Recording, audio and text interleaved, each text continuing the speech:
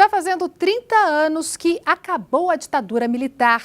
Em 1985, tomava posse aqui no Congresso o primeiro presidente civil desde 64, José Sarney, ainda eleito indiretamente. A luta do parlamento pelo retorno da eleição direta começa muito antes, no início dos anos 70. Naquela época, o moderado líder da oposição, Ulisses Guimarães, começou a ser pressionado por um grupo de deputados conhecidos como autênticos para endurecer com os militares no poder.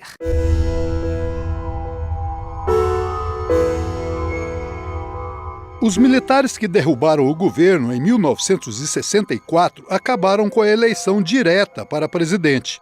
Indicavam os generais presidentes e o Congresso confirmava. O primeiro general-presidente, Castelo Branco, manteve a eleição de 1966, dando esperança de um breve retorno à democracia. Já na eleição de 66, fui candidato a deputado estadual pelo MDB. Sentimos a necessidade da construção de uma oposição no país.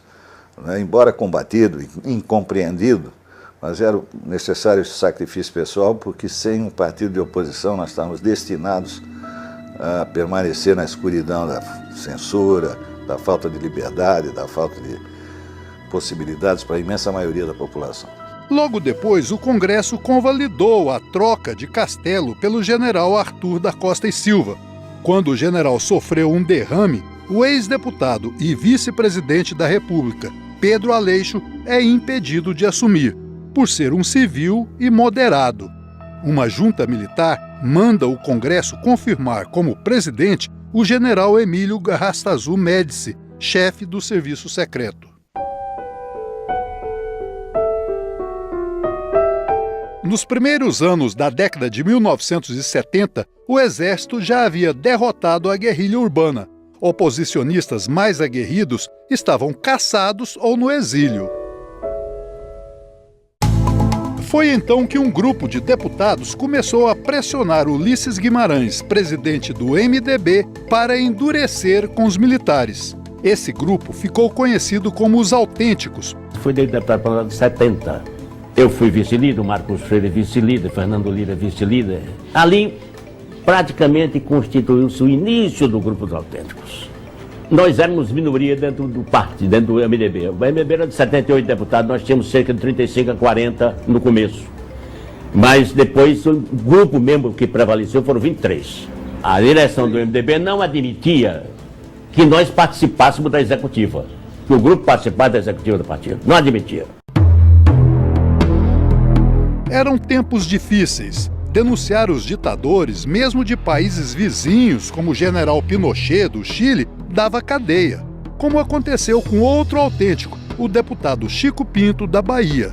Por isso, Ulisses conduzia a oposição com cautela. O grupo tinha claramente essa determinação de promover a abertura democrática, quer dizer, o fim dos atos institucionais, especialmente o adicional número 5, a anistia política, o retorno dos direitos civis, principalmente direito à livre manifestação do pensamento, o direito de reunião, o direito de voto, mas ainda o fim da violência, da tortura, do banimento, o repatriamento dos exilados e a restauração da plena capacidade cívica também dos que tiveram seus mandatos cassados.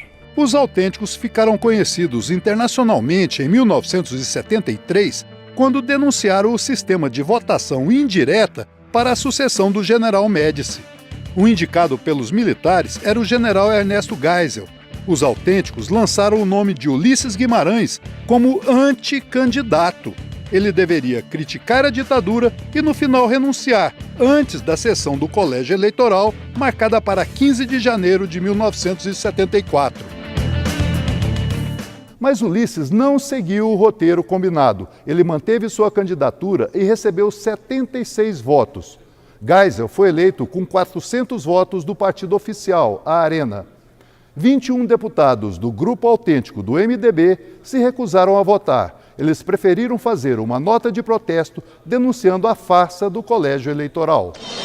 A mesa extrapolou a sua competência, usurpando um direito imanente a este colégio eleitoral.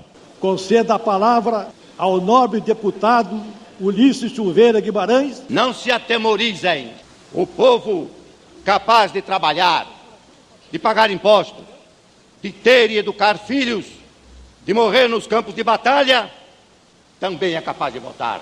Proclamo eleito presidente Sua Excelência, o senhor General do Exército Ernesto Geisel. Abstiveram de votar 21 membros do Colégio Eleitoral. Senhor presidente, um grupo residual que não teve oportunidade para tentar a restauração das franquias das liberdades, requer a Vossa Excelência que seja consignado a verdadeira natureza do seu voto. Esse grupo não se abstém. Esse grupo pretende absorver o verdadeiro sentimento oposicionista do povo brasileiro, que não está registrado nesse simulacro de eleição.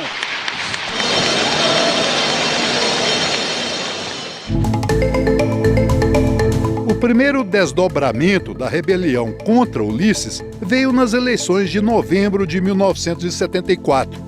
O MDB praticamente dobrou de tamanho, fazendo 161 deputados e 15 governadores. A arena encolheu para 203 federais. Daí em diante, cresceria a influência dos autênticos. Esse grupo é quem lidera o primeiro programa de televisão do então MDB, que foi ao ar em rede nacional, a propaganda política, que hoje é uma coisa muito comum, naquela época não era. E nesse programa eles aparecem de corpo inteiro. Alencar Furtado faz um discurso radicalíssimo, ele que era o líder, né? Alceu Colares, entre outros. A estratégia dos autênticos deu resultado novamente nas eleições de 1976, quando o MDB elegeu prefeitos e vereadores de cidades importantes. A reação dos militares veio com a mudança na lei eleitoral, o chamado Pacote de Abril de 1977. Em outubro, cassaram o mandato do líder da oposição, Alencar Furtado, um dos fundadores dos autênticos. Ao Alencar coube a tarefa de se reportar àqueles fatos excepcionais que ocorreram ao longo do movimento de 31 de março. Ele fez aquela pergunta patética durante o programa, indagando sobre as viúvas do talvez e do porquê. Uma implícita alegação de que muitos brasileiros desapareceram sem que soubéssemos de que forma eles foram banidos da vida pública ou da própria existência. Os anos mostraram que Ulisses levou a sério a pressão dos autênticos.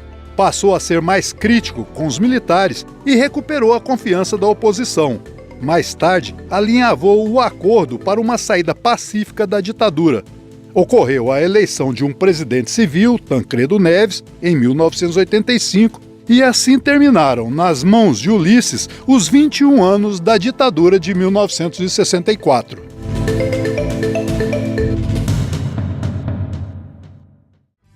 E nós ficamos por aqui. Você pode rever o panorama durante o fim de semana na nossa programação e também pela internet. O endereço é noticias.câmara.leg.br. Para você, um ótimo final de semana. Tchau!